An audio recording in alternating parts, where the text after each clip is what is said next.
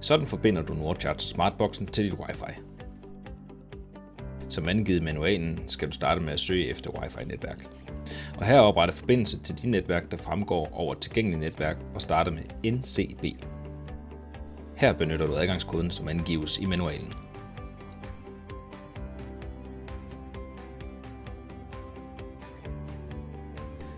Herefter åbner du din browser og angiver den IP, som er skrevet i manualen, hvorefter du vil komme til en landingsside, hvor du skal angive dit Wi-Fi-netværk og adgangskoden hertil.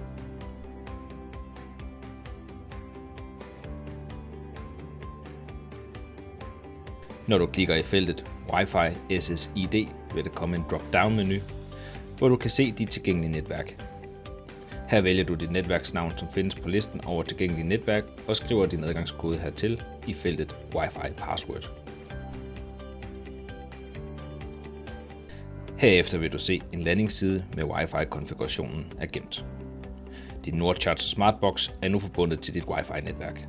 Efter nogle minutter vil du kunne se, at der kommer lys i NordCharger-boksen i dioden Wi-Fi.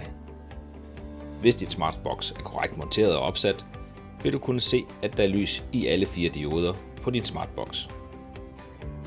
Får du ikke forbindelse til dit Wi-Fi, bedes du resette Smartboxen som angivet i installationsmanualen og forsøg igen.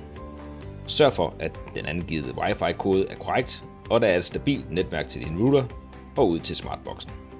Vi ønsker dig held og lykke med din NordCharger Smartbox.